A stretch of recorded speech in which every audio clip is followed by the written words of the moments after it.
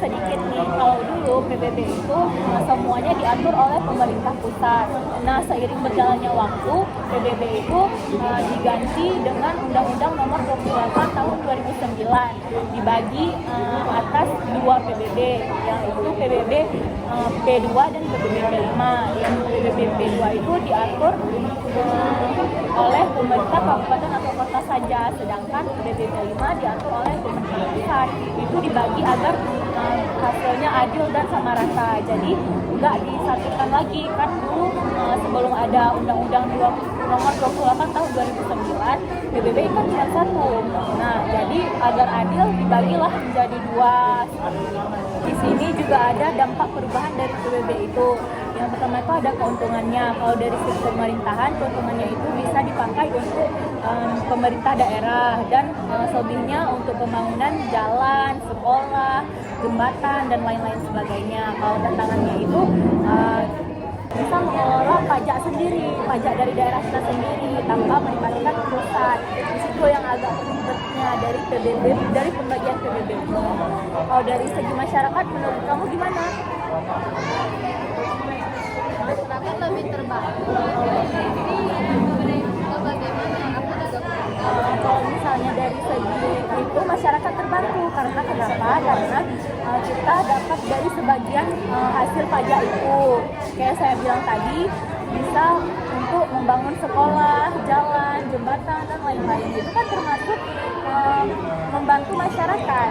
Bisa dibuat juga puskesmas, kan itu tempat kesehatan. Kita bisa berobat di sana dengan hasil pajak tadi, seperti itu.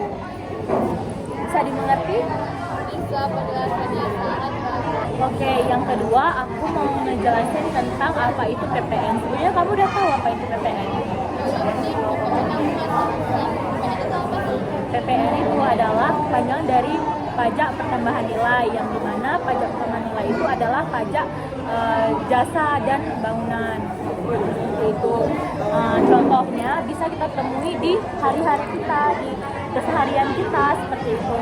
Misalnya nih, kamu pergi ke Indomaret, di situ kan udah agak langsung untuk pajaknya. Misalnya kamu beli barang itu harganya 10.000. Nah, jadi kalau misalnya di Indomaret itu kan udah ada 10.500. Nah, 500 itu termasuk ke dalam pajak yang sudah ditetapkan oleh perusahaan itu sendiri. Pajaknya 500 itu langsung diambil tanpa kita harus membayarnya. Gitu. Kita harus, maksud saya itu kita nggak harus bayar ke tempat pajak karena kita langsung dipotong di saat kita membeli barang tersebut, seperti itu. Dari penjelasan saya tadi, apakah udah dimengerti sebagian dari apa itu pajak, PBB dan PPN? Mengerti banget berdasarkan penjelasan kamu, pengetahuan aku mengenai dunia perpajakan lebih bertambah, termasuk apa itu PBB dan PPN, baik teorinya maupun keuntungannya. Terima kasih banyak atas penjelasannya.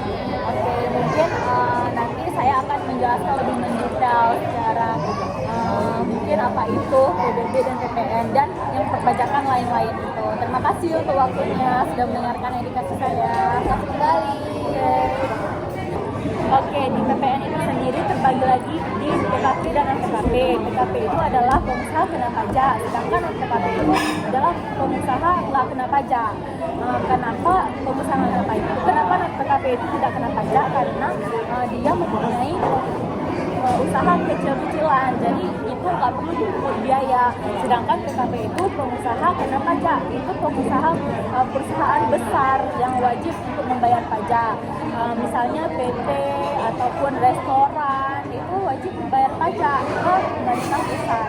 Sedangkan yang non PKP itu perusahaan kecil, usaha kecilan, misalnya kayak warung itu, terus toko-toko jualan kue kecil itu nggak perlu untuk membayar pajak, seperti itu.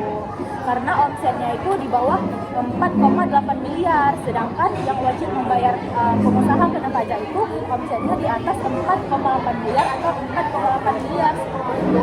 Sedangkan yang perusahaan, sedangkan yang usaha kecil-kecilan itu kan enggak, omsetnya kita bilang aja nggak sampai kan 4,8 miliar.